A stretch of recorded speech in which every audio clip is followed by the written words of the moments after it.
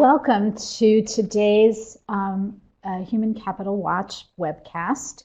The topic that we're going to be covering is CEO and executive compensation practices for the 2018 report, which is just about to be released. This is a preview of the highlights and key findings and some of the trends that we've identified in all the research that the team has been doing.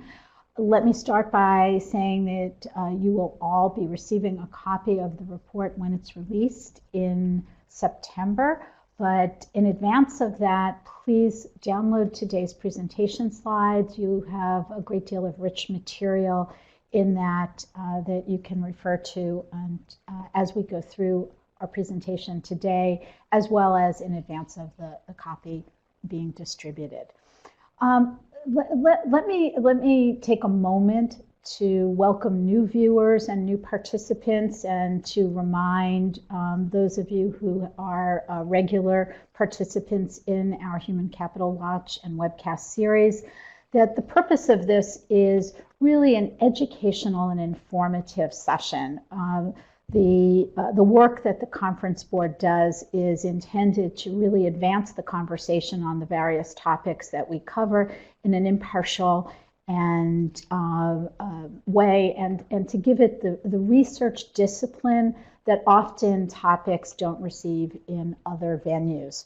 So as we go through this, that's the point of view and the perspective that we will be sharing with you.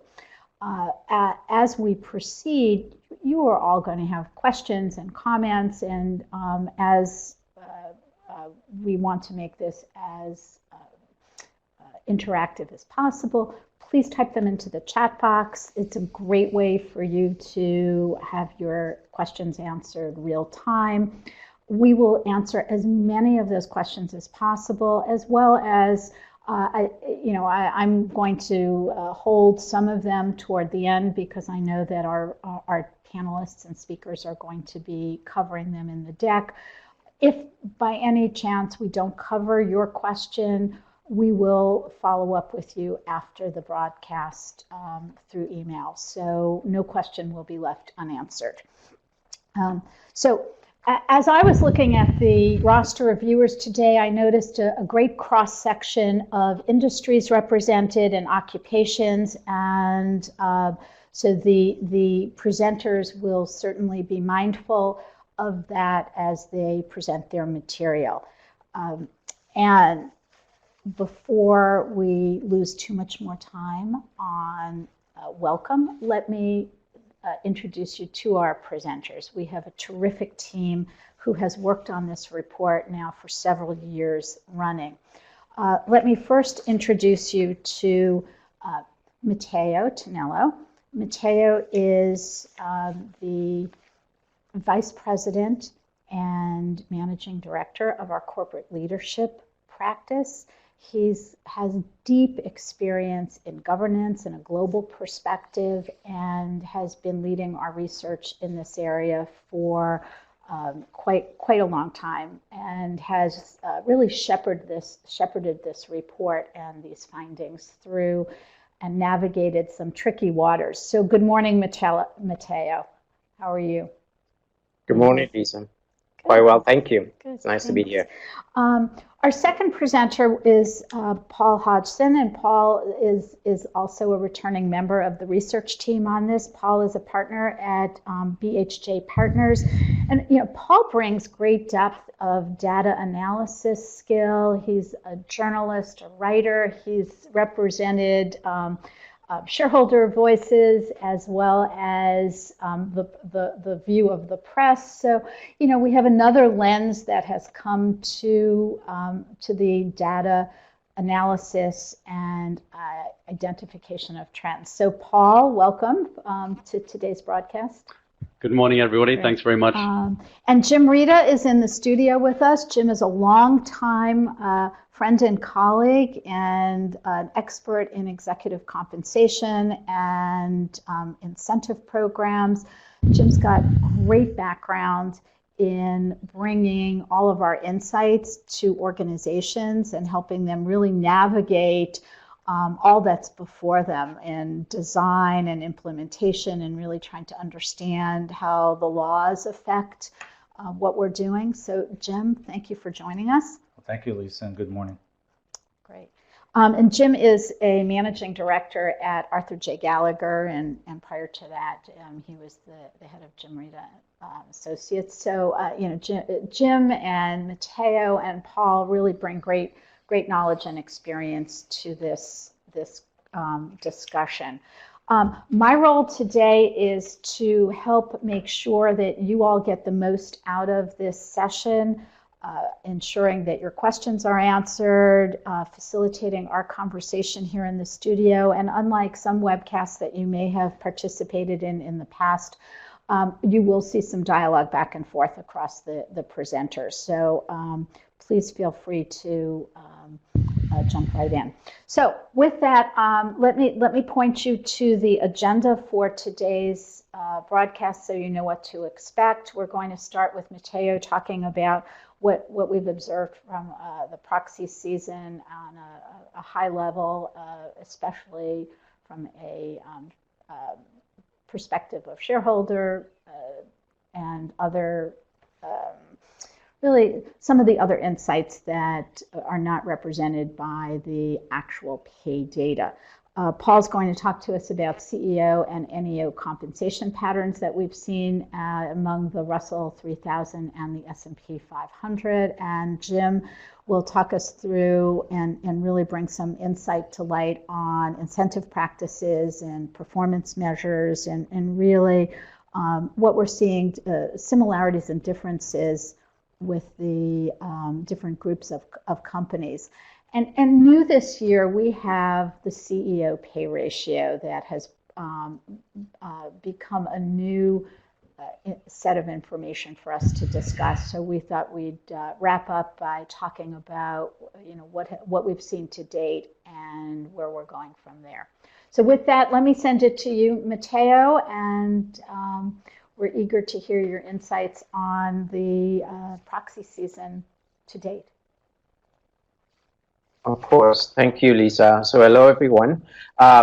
We thought that it would make sense to begin this program really with an overview of our findings from the proxy season, from the 2018 proxy season, and just general considerations about the recent proxy seasons, to provide some context that then will be helpful to frame the discussion that follows.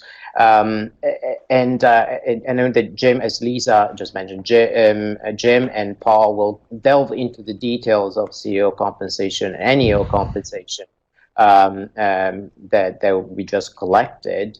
But we thought that an underlying sort of unifying theme that kind of keeps emerging and you'll keep hearing about throughout this program is really the efforts to achieve pay for performance. In the last few years, pay for performance has really moved to the core of the debate around executive compensation, which explains why executive compensation has gradually moved out of the proxy season.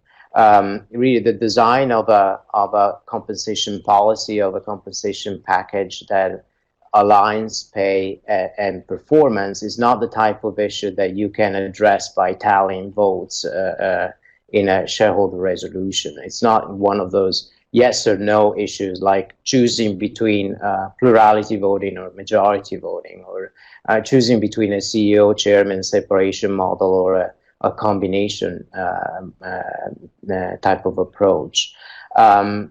So, the shareholder proposal channel has really served the purpose for many years of publicizing the executive compensation issue, which has actually produced results, because we've seen enhancement in executive compensation disclosure over the years, new regulation, the say on pay regulation, of course. So that has been helpful up to a certain point. But now that the discussion has really turned to the design of a compensation plan that achieves pay for performance, we need a more private and less confrontational and more productive, really constructive type of forum, and that is not the proxy season that happens today outside of it, and it's the engagement that is taking place between companies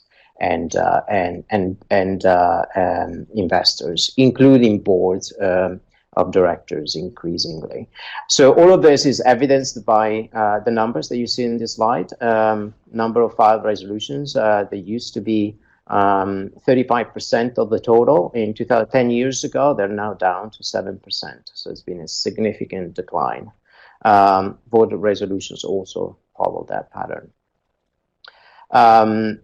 It's not just an issue of volume. We can see that also the impact of executive compensation resolutions has dropped, and has dropped as waned to zero essentially this year. The number of the percentage of voted proposals in executive compensation that received the majority support was down to zero for the first time this year. Matteo, if I just may interrupt for one moment, I was remiss at the top of this broadcast and let people know that if they are here for continuing education credits, they are eligible, and we just got a pop-up on the screen, so my apologies. Please make sure if you are registered and looking for those credits that you follow the directions and that you click on the screen as needed. So again, I apologize, Matteo, for the interruption. No problem. So the types of issues that we had seen for quite some time being brought to the attention of shareholders, by shareholders, and brought to a vote at annual general meetings revolved around golden parachutes and the introduction of equity retention periods to fight short-termism, and these issues have also declined. Now, the numbers that you see here are actually wrong. We got a wrong slide, and I apologize about this. The correct numbers, there were 29 resolutions in golden parachutes, and they're down to 7, whereas in 2018 we had no proposals on equity retention periods. Apologies for this error. We'll correct the slides and send out correct ones. Now we're starting to see some other topics that could possibly gain ground over time, and these are new issues for which there's actually some value about the publicity that shareholder resolutions can bring. The disclosure of gender pay gap is one of those.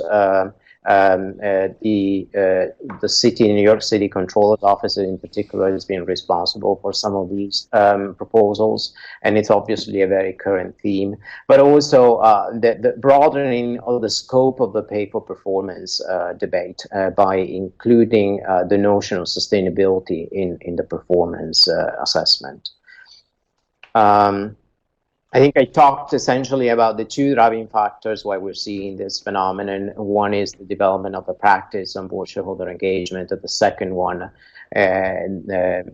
is really the increasing relevance that the debate on ESG is having in the shareholder community, with mainstream investors, including large mutual funds, now being quite vocal about their expectation for portfolio companies to address issues of social and environmental performance of companies. And so these issues have in a way replaced those more traditional compensation issue we saw before. Now, I know we actually following a very tight schedule, and we've got a lot to cover. I think I'll skip the slides on say on pay votes. There's very limited news here when it comes to the 2018 season. Essentially, the overwhelming majority of companies passed their say on pay vote. About 1% this year didn't. Really the news here, rather than in the numbers, is in that process for engagement of directors and shareholders that is taking place, that has been replaced, and is essentially been driven by the S&P vote, and S&P vote has been a deterrent, so essentially from ignoring the demand that could come from shareholders. With this, I'll just close briefly this brief introductory section, and I'll turn it over to you. Great. So, we do have one or two questions on this say on pay, but I'd like to hold those to the end. So those of you who've written in, we'll get to that at the close of the broadcast. So Paul, would you take us through the recent developments that you've seen digging through the data on CEO and NEO compensation for the prior year? Yeah, of course. Thanks, Lisa. Thanks, Matteo, for that introduction. My first slide is a couple of key takeaways from the survey, and that is that this year we saw increases for named executive officers. The other 4 executive officers, apart from the CEO, were actually higher than for CEOs. In the Russell 3000, the increases were 13.2% for NEOs compared to 9.9% for CEOs. That's reversing trends in prior years. I'll go into a bit more detail on that when we get to later slides, as long as I have time. And also we've seen the proportion of total compensation represented by stock awards is at almost half of pay, up from 32% in 2010, which is when we started collecting data. Jim is going to go into a little bit more granular detail as to what that means in terms of how CEOs are compensated a little later on, certainly for the mid-market.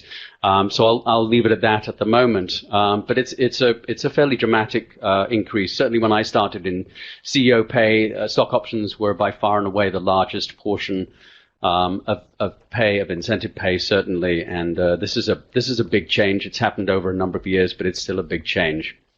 And this next slide is basically the details of the increases in terms of the total pay, and as in prior years, we've included the change in pension value. There was a couple of years ago where we saw some significant changes in CEO pension value, which affected the overall increases pretty significantly because of some changes in actuarial valuations. We've not seen that this year.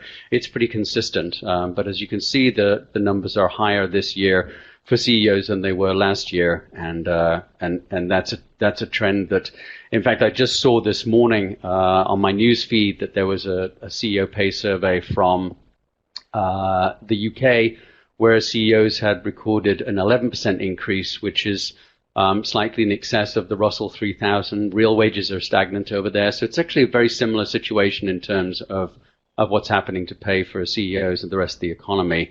To what we see in the U.S. Paul, as before we move forward, I think we've all talked among ourselves about the mix of pay shifting significantly. That was a point at the top of your presentation, and so the drivers behind those increases are not coming from base pay wages. And I know you've got this later in your deck, but I think it's appropriate to reinforce that point here. Yeah, it is. Yeah, the driver for the increases is definitely coming from those stock awards, which are not just increasing in terms of the proportion of pay that they represent, but also increasing in value too.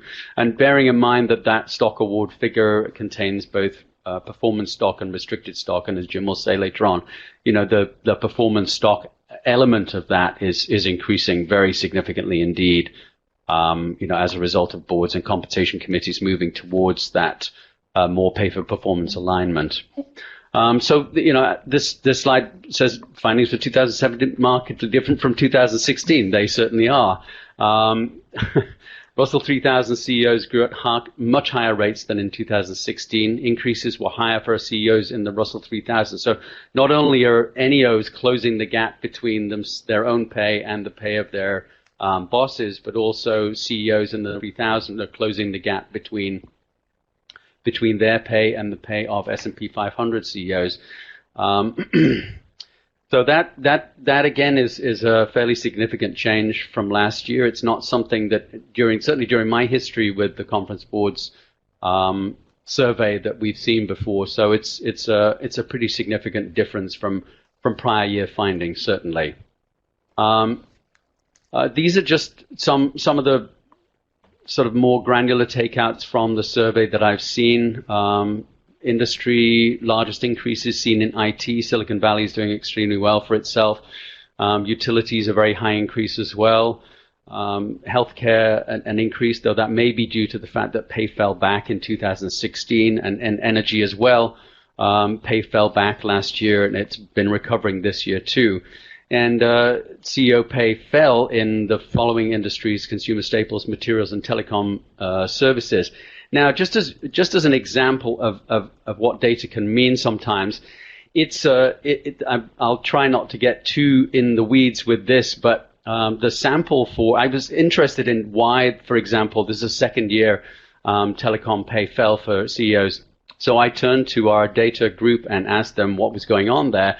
And actually the reason for it is a shifting sample rather than specific decreases in pay for individual CEOs. There was a small decline in the sample. 5 companies changed due to mergers and bankruptcies. Some companies rather merged, and the CEO who took over from the prior 2 CEOs was paid lower than the previous 2 CEOs in 2 examples of the M&A situations there. And a couple of people at larger telecoms companies dropped out of the sample. Lower paid CEOs came in. So this I'm encouraging you to have a greater look at the survey itself, because the kind of granular detail that I'm going into there, that I do talk about in my summary of things, is actually found pretty significantly there, and it just gives you some of the story behind the data, which is sometimes just as interesting as the data itself. Paul, before you move on, I know this this is probably a great point in the discussion to talk about some of the things that go into the data, and we talked about the fact that there are some news, even for those organizations that are continuing from year to year. A new CEO package may frequently have some idiosyncrasies as opposed to a year-over-year increase. And also the methodology associated with reporting in your proxy, that's a snapshot point in time that a CEO may or may not, and an NEO may or may not ever realize that those are calculations that may vary. So before you move on, if you can just comment on that slightly. Yeah, sure. I mean, unless and until the SEC decides to change the way it requires companies to disclose total compensation figures, we're going to see this changes due to awards that, as you say, may never actually be realized. In our discussions prior to this, Jim was talking about a biopharma CEO who was one of the highest paid CEOs in the country, based on the current methodology of representing pay, but was let go a couple of years later, didn't realize any of that compensation at all. So, the way that the data gets fed in is it can be slightly misrepresentative of reality, of what you might call W-2 wages, compared to the way that it's presented in here. And and you'll see this from the report when you receive it, within the top 25 CEOs, there's a pretty substantial number of new CEOs who are there, and they're there simply because of their first year of pay being the largest year of pay, with compensation committees trying to get them geared into the company's fortunes as quickly as possible. And we're unlikely to see them again next year, because that will be a return to kind of more normal, more standard year-on-year pay levels there. So yeah, you're absolutely right. There are some specific differences there that can be explained by hiring and firing and various changes in CEO personnel. Again, we see the inexorable rise of stock awards at the expense of virtually every other type of pay: bonuses, base salary, and stock options. So even in the Russell 3000s, it's up to over 38% of pay.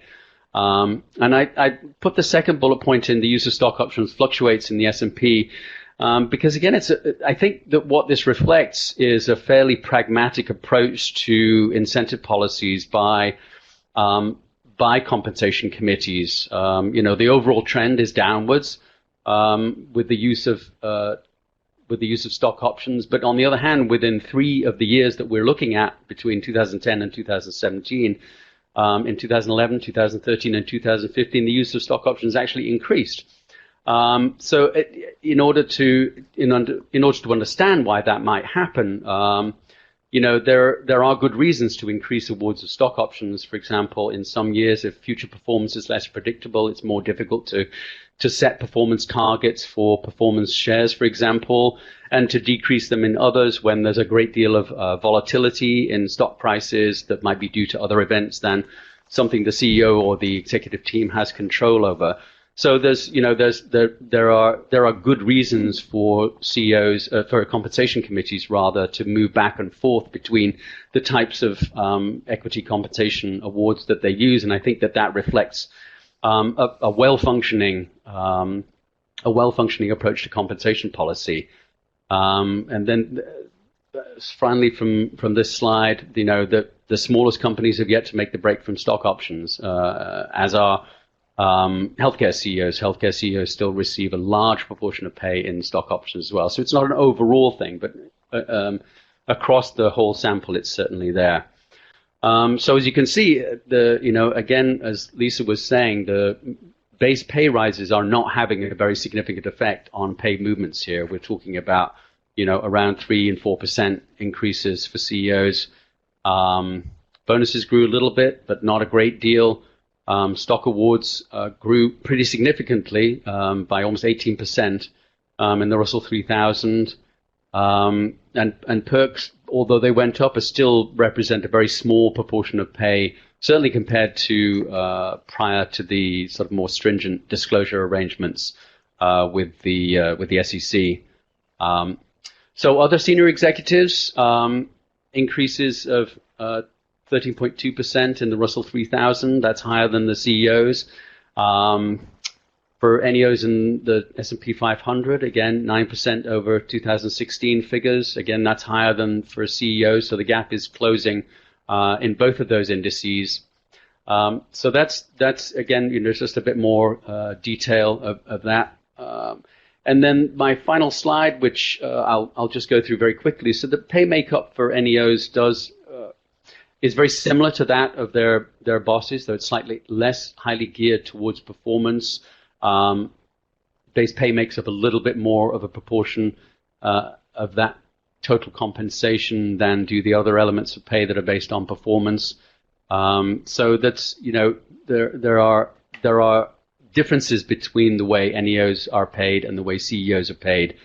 That top position tends to have the most highly geared pay package of all, with the NEOs, having the same kind of pattern, but with a slightly less highly paid performance package for them, as far as that's concerned. As we think about that probably makes sense when you think about setting incentive targets for the CEO and his or her team. You see a step down as you go through different roles in the organization. So, Right. Performance is still a very key element and certainly present to a degree that it wasn't in the past. And it makes sense that the proportions would be somewhat different. Does that align with your observations, Paul? Yeah, I mean, if you dig into proxy statements, as I tend to do for my sins, you can see a lot of companies where the performance targets that are used for both equity awards and for cash bonuses shift very significantly between the CEO and somebody else who might be the head of a specific unit or a business unit or the head of a specific department, and you'll see some pretty significant changes in the way that performance targets are set with the CEO concentrating largely on kind of overall company strategy, and the NEOs being incentivized to look after not just the kind of whole piece of things like the CEO is, but also very specifically on the pieces of the business that they're responsible for. So yeah, that's one of the other differences as well. Well, you know, it's nice. It's certainly nice that there is some rationality to what we're seeing, and the data.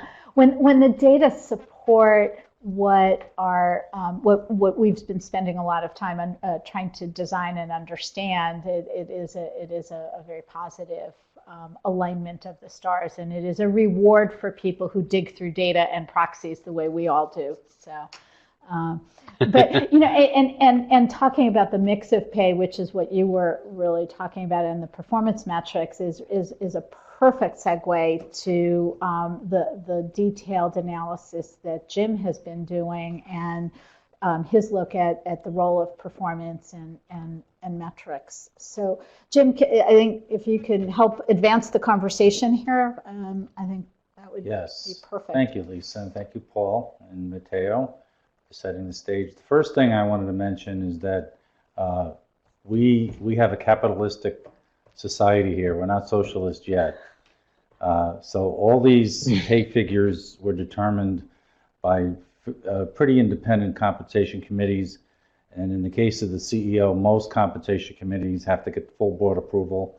So these are very well thought out pay packages. The second point I wanted to make is in the 80s and even the 90s, there were a lot of instances of CEOs that didn't work out and got very big payouts. We don't see much of that anymore because these agreements are pretty tough, and if you don't perform, you're out. And certainly you get some severance, but it's not like you're going to walk away with $100 million, 5, 10 million, 20 million, that kind of thing. So a lot of the kinks are being worked out of the system. But Jim, before you proceed, we've had a question that's been simmering here for a while, and it relates to departing CEOs and what we might be seeing, given the fact that there seems to be a bit of an uptick in executives who are exiting organizations, not necessarily because of business performance, but because of conduct unbecoming or other issues. Do you have enough data to be able to comment, or do you have any insight that can advance our conversation at this moment on that? Well, I could just say that almost 100% of all employment agreements with CEOs have a provision that if you're terminated for cause, you don't get very much. And so that's the null position, and if the CEO is going to negotiate out of that, they're not going to get much. So again, I think it's tough, and I hate to use the word fair, but as they come to a meeting of the minds with 0 as the null position, so if somebody violates the ethics code or other provisions that somebody can say, hey, you didn't do the right thing, and it's a breach of your contract with regard to the company, and he or she's terminated for cause. That's going to be a tough road for the outgoing CEO to navigate. So having said that, no, I don't think they're going to expect much. And it is negotiated. But instead of walking away with 50 million, it's more like, as I said, 5, 10 million, and that's versus 0. So the governance that Matteo cited earlier really has taken root in the process. It's kicked in. And even though the headlines may, still call out very large numbers, those numbers are not necessarily the story. You have to dig much deeper to understand what they mean. There's been a couple of changes. Number one is now you have to report how much the departing CEO is getting in your proxy statement. Number two, for at least 10 years, you have to report your change of control numbers, your severance numbers, and each year's proxy. And over time, that has had an effect as the comp committees and directors have changed over. In 2018, we have a pretty well functioning system. But why don't we get to the slide for the first time, performance-based awards surpassed 50% of the total LTI award value. The Russell 3000 is a fast follower of the S&P 500 and the Fortune 100 because the top 200 companies breached that threshold back in 2012, and here it is 2017, and the Russell 3000, which includes these large companies as well, have in fact passed the goal line with regard to that. So there you go. So the trend demonstrates that mid-market companies adopt the LTI trends, and following the trend of large companies as performance-based awards have increased in the mid-market, both appreciation awards and time-based awards have declined. So, even though stock options and restricted shares, whether units or shares, are still in the game, performance shares are a bigger weight of the long-term incentive mix. Oops, wrong way. So, and what I have here is a graph that kind of shows it, horizontal bar, as the march towards a performance-based pay has gone from 39.3% to 51%, and with the other two components have gone down, particularly restricted stock slightly, and stock options pretty drastically. So here's a curveball. As of the first of the year, except for certain limited circumstances where there's been an agreement in place, November 2nd, 2017, all compensation paid to the top 5 will not be deductible, if it's over $1 million, will not be deductible by the company in perpetuity. In fact, if somebody leaves the company, in 2019, who's a top 5 named executive officer, it won't be deductible even if it's paid to their estate 20 years from now if it's over $1 million. So it's a pretty tough it's a pretty tough provision. Now, basically what they did is they repealed the performance-based exemption of 162M, which is the $1 million pay cap, and it's pretty tough. So companies are trying to figure out what to do and how to do it. For the real large companies, they're saying, well, it's kind of a blip on the radar screen, particularly when our corporate tax rate went from 35% to 21%. Some of the smaller companies to the mid-sized companies aren't so cavalier, but they still haven't kind of had the bite of the non-taxable payments. So, but stay tuned, that's going to be an issue. More companies prefer a balanced LTI approach, and here what I mean is that I mentioned earlier that performance shares and performance-based comp and on an LTI have increased, but so have the use of options and the use of restricted shares, not on a weight basis, but whether or not companies are using it. And you could see from this statement is that performance-based awards, 80% of the Russell 3000 uses one type or another of a performance-based LTI vehicle, which is pretty amazing. And here's some more detail, kind of shows, how things are working. This is a balanced approach. Different companies use different types of approaches. And here's something else. The number of performance measures used in LTI plans have grown from weighted average 1.5 in 2014 to 1.8. Now, companies are using more performance measures. Back in, say, when performance shares first, came upon the scene, most companies would say, we'll just use one. And that evolved into, 1.5, 1.8, whatever. And I think it's slowing down a little bit. But single measure usage continue to decrease. So 37% still use single measure. But as you can see, it's quickly going down. And we think a balanced approach is very effective. And this chart shows more of the gory detail of the LTI plans. 37% use a single, and then 12.4% use 3.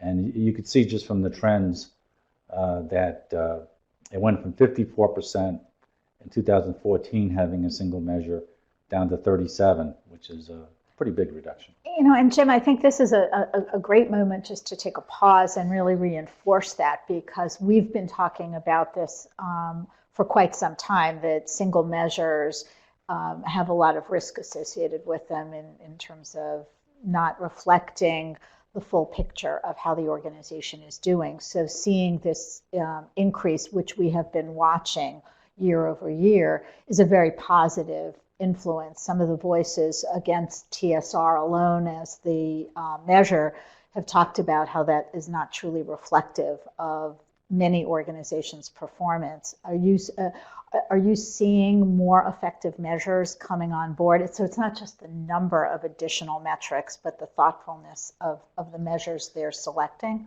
Well, I think if you use TSR, a lot of companies using it as a modifier. So they're using, maybe have two financial measures to determine the payout, and then TSR modifies it. What ISS has done just recently is they're going to use the 30-day trailing stock price and at the beginning of the period and 30-day at the end of the period to kind of smooth out their pay for performance review. And a lot of companies are going to that. So instead of having just one day, one stock price determine what the starting point is, and one stock price at the end of the 3-year period or so, determine the payout, there's more of a smoothing. But I think it's not a good idea to have just TSR as the primary, particularly for the larger companies, because that year or that sector or that quarter, you may be off. Like right now, biotech's taking a hit for some reason, and it's kind of the whole industry is down 10%. What happened? I don't know, but it'll probably recover. So now the next page is income-related measures continue to be the most popular, slightly more popular than TSR. So that's EPS and EBITDA and those kind of things, and cash flow. But cash flow is kind of on the way out in a sense, and then they bounce back a little bit. But only about 5 to 8% of companies use cash flow. And that may increase if the economy goes in the tank. When the economy went in the tank in 2008, 2009, that number was like 25%. So I think it depends on the economy. And you could see from a slide like this, as you could see, the capital efficiency, the income is still a big part of the short-term incentive. It's slightly increasing from last year for the long-term incentive, and the total shareholder return is 55%, which is a jump from 53, and it's a big jump from 2014. But I don't want to go through everyone, but you get the point. And broken down by industries, all industries used TSR in 2017, and all industries but energy used income. I guess because you don't know what your income is going to be if the price of oil goes from $30 to $60 back down to $40 a barrel. TSR is the most prevalent in a lot of industries. And I want to skip over a little bit. Broken down in industry, the prevalence of both income and TSR becomes clearer. I'll just let the reader do that. And remember, there are a lot of these metrics have multiple years going back, including pay numbers.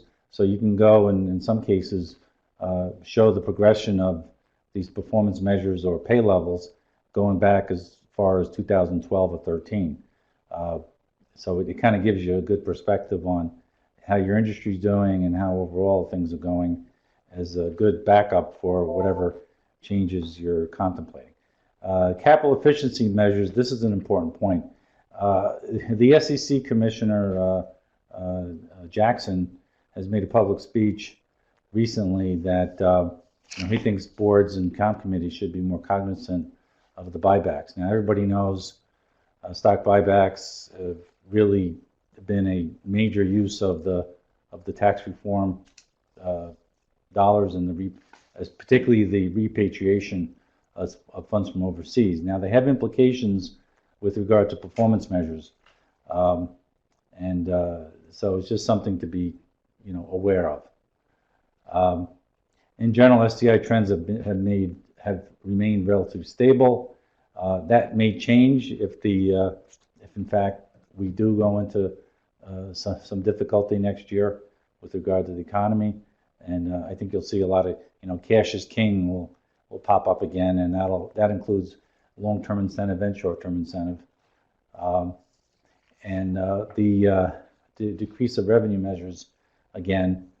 I think what this shows is that the economy is doing fairly well.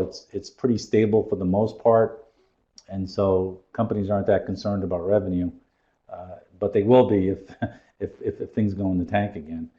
Shifting the pay performance curve to have a tighter performance threshold. And here's something very interesting. If you look at say EPS.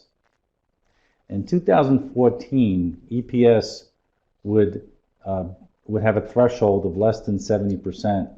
In 42% of cases, in 2017 it was 33%. To me, that's an indication of a stable platform, a stable business platform, where things aren't completely predictable, but they were more predictable in 2014. I'm sorry, they were less predictable in 2014, and so there was a wider berth with regard to EPS, and I expect that to reappear, as I said, if the economy gets tough. And here's some other data about the pay performance curve, and all this is in the study.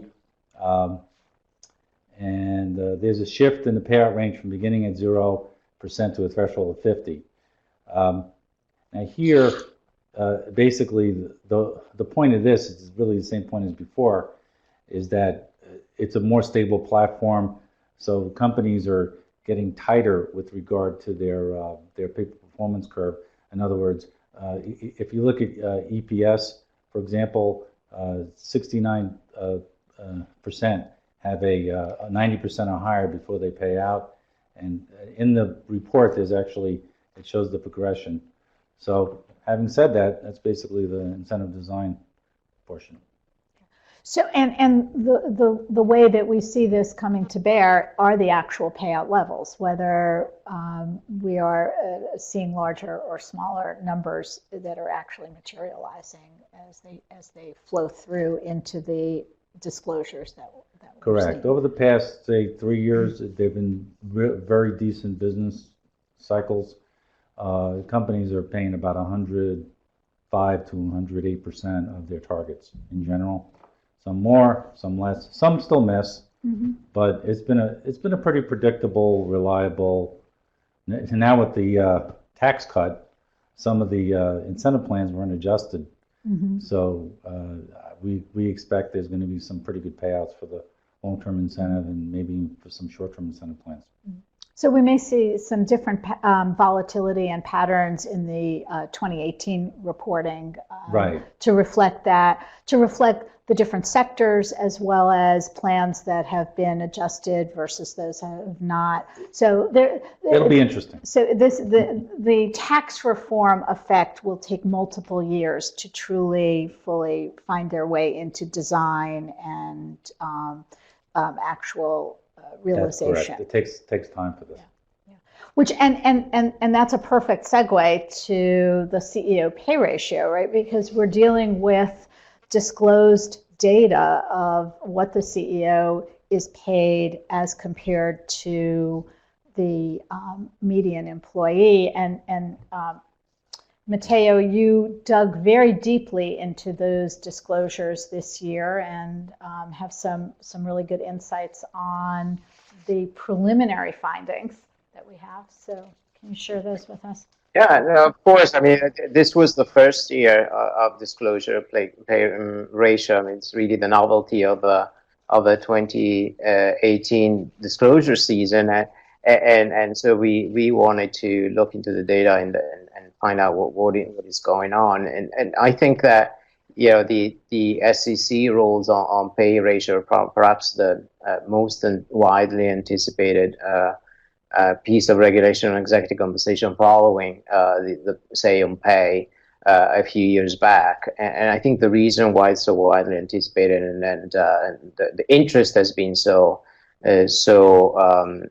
Important on this has to do with the rationale for the rules themselves. So this is a response, first by Congress, but then by the SEC to a clear demand from the investment community as well as from other stakeholders in our society, a clear demand for transparency about pay inequality and also to reopen a conversation about the contribution that senior business leaders provide to the success of a business vis-a-vis the contribution that is provided by the rest of the workforce, and how these two contributions should be fairly paid. So the conference board, in collaboration with our partners, and our partners were Arthur J. Gallagher, and MyLogic, collected information from the disclosure, and we have a number of findings, and I've tried to use these slides to summarize them. But I think that the one that sort of the one that stands out, and I think we should mention first, is really that the ranges of ratio that we've been observing seem to be very wide, literally almost all over the place. And even when you take a narrower sample of companies and you cut the companies by industry groups or size groups, or look at a specific peer group, you still find these fairly wide ranges, which is why the conference board ultimately joins other commentators in this area in recommending that we use caution in interpreting these data, at least in this first year, and especially for comparative purposes. It's very difficult to just analyze and draw conclusions from these data if you take it out of context and if you don't delve more deeply into the specific cases. So with this said, I mean, I've included 2 or 3 slides with the disclosure ratios. This is the analysis of a Russell 3000, the entire Russell 3000 in the first 6 months of disclosure. So approximately, I think over 85% of companies have their annual general meetings in the first 6 months. And so most of them are in here. And then I segmented the data by company size group and by industry and by market index to compare the Russell 3000 with the S&P 500. So if we look at the company size analysis, what really emerges from here is the direct correlation. If you look especially at the median column, you see a direct correlation between the degree of inequality and the size of a company. A large company with 50 billion and over in annual revenue, and we had 33 of them in the sample. We see a median pay ratio of 248.5, meaning the CEO at the median level is paid about 250 times the median employee. The number is completely different for smaller companies. We see 15 in the under 100 million category. But once again, if you look at the ranges, you see that essentially for each of these groups, the ranges can be very wide. And if we temper that by sector and we temper that further, you start to get a sense, but as you point out, these are just very raw preliminary looks at the data. The raw preliminary looks and the ranges is what really warns us to wait and see for the evolution of this data and in following years. There are some interesting findings even from the industry analysis, and we look at at this table again. I suggest that we look at the median. You see that the consumer market, the consumer product market, both the staples and discretionaries, have numbers that are way higher than the rest of the industries. Financial companies, on the contrary, appear to be at the bottom of the list in terms of median pay ratio. And here, I think it's kind of intuitive why that happens. I mean, these are financial firms, especially the investment firms in this group, have many employees even below the C-suite that are very well rewarded at the end of the year because of their deal making, and so that skews the number obviously in the calculation of the median employee compensation. There's nothing really very meaningful in this slide. It just confirms what I said earlier about size. As you can see, the S&P 500 with larger companies, if you look at the column on the right, they've got much larger pay ratios. So why is this happening? I'll be very brief because we have only a couple of minutes. We want to wrap it up. It's essentially the flexibility that the SEC is granting to companies in the methodologies to calculate pay ratios, both in the determination of the sample of employees to be used for the purpose of identifying the median employee, and also with respect to the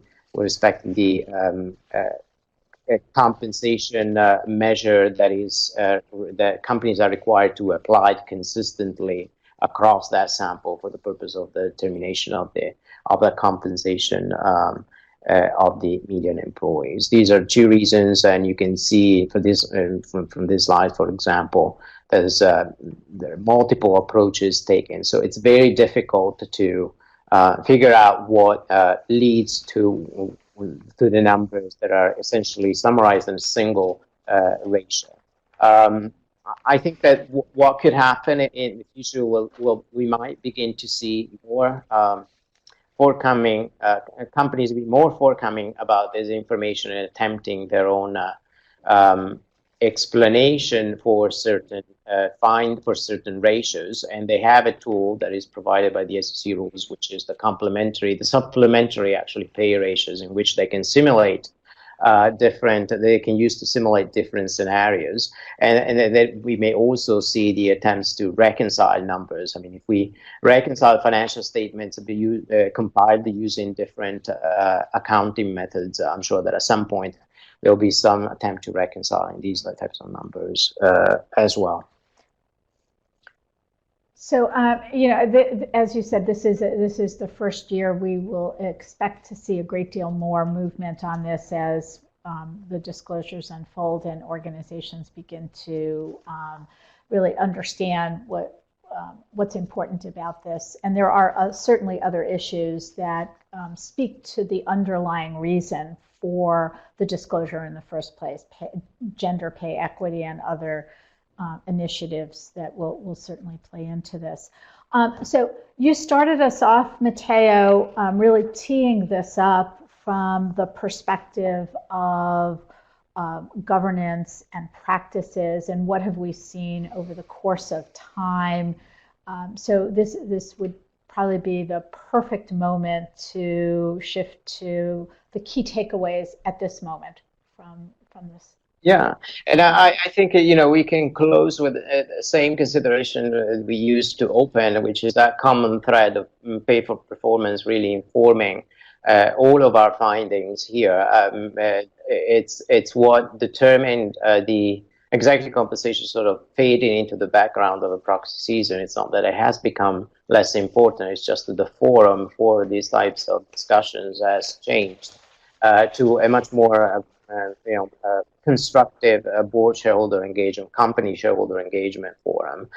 We talked about the pay gap that is closing between CEOs and NEOs, and Paul talked extensively about this, and there's plenty of data that supports these findings. These findings specifically in the report that you can review. Pay for performance is obviously influencing the design of investment incentive plans.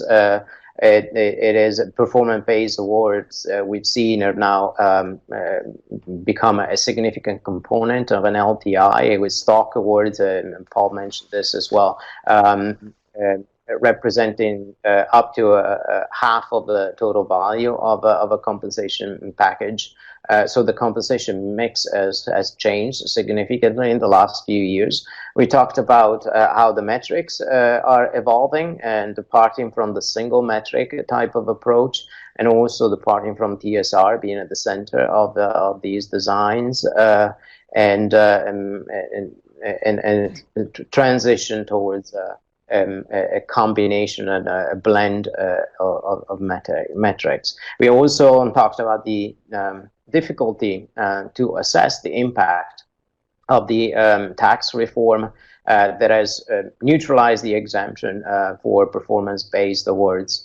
But at least based on this preliminary data, the data from this first year, 2018, there was really the tax reform has not disincentivized the use of the performance-based awards by companies yet. At least there's no evidence of that yet. And then we closed with these considerations about the pay ratio disclosure and the importance of not drawing definitive conclusion from this first year. Matteo, thank you for really wrapping that up for us. There is so much data presented here. I think it's always good to reinforce those points. The final report will be issued in September. We will be sending you all corrected decks, and you will automatically get a copy of the final report. You know, what we heard from all of our speakers today is one of influence of conversation and dialogue. We've seen great improvements in the process, as evidenced by the reduction in the shareholder proposals and the dialogue that has gone on outside of the proxy and the proposal scenario. And the data, you know, we've seen over the last 3 or 4 years a real march in consistent progress toward the points that Jim and Matteo and Paul have all made. So on that note, you know, I think that, you know, we would like to suggest there's always more to come. We will be sharing the final insights with you all. There are some other forums that the conference board has that will advance the conversation on this and other issues. At the end of the download deck that you have, we have indicated here that we've got additional Human Capital Watch programs coming up, as well as some conferences in the executive compensation space and employee financial well-being, just as 2 examples of other parts of the conversation that really contribute to the richness of the compensation dialogue. As a recognition of your participation in this, the conference board has offered an opportunity for you to participate in those at a reduced rate. So please take advantage of that. I certainly always like a bargain, and I think we have many more resources for you. So I point you towards the conference board website and encourage you to continue on. So thank you, Matteo. Thank you, Paul. Thank you, Jim, for joining me here for a good discussion. I especially want to thank our viewers.